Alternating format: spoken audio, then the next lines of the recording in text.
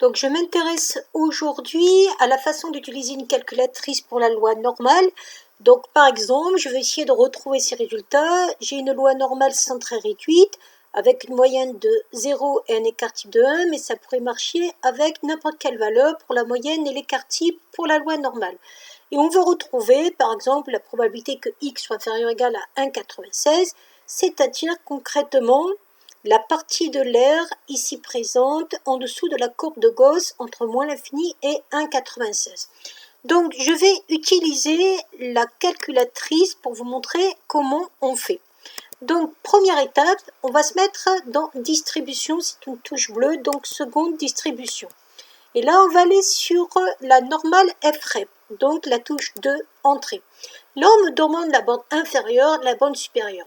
Donc moins l'infini, vous voyez qu'on ne peut pas le mettre. Donc nous, ce qu'on va mettre, c'est qu'on va mettre moins 10 puissance 99, par exemple. Donc là, ça veut dire que c'est un très grand nombre. La bande supérieure, on va mettre 1,96. On va mettre comme moyenne 0, puisque c'est la centrée réduite, et l'écart type 1. Et à partir de là, on va mettre entrée. Et là, ça va vous donner à peu près comme probabilité 0,975. Et vous voyez que si on regarde le fichier de Word, on retrouvait justement à partir de GeoGebra la valeur 0,975. Alors on peut faire ça avec tout. On peut aussi considérer la partie qui est supérieure à 1,96.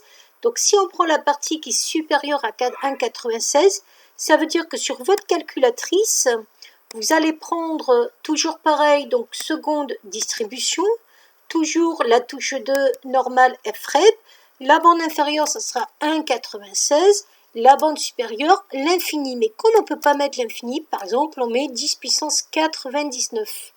Et là, on fait pareil, entrée, entrée, entrée, et ça va vous donner donc 0,025 à peu près. Et on peut faire pareil lorsqu'on a la borne moins 1,96 et 1,96, donc toujours pareil 2. Là, on va mettre moins 1,96, donc moins 1,96. Ensuite, 1,96. Toujours pareil, moyenne 0, écart type 1, entrée. Et là, ça va vous donner donc 0,95. On retrouve bien les valeurs qui ont été données par GeoGebra au niveau des probabilités. Voilà.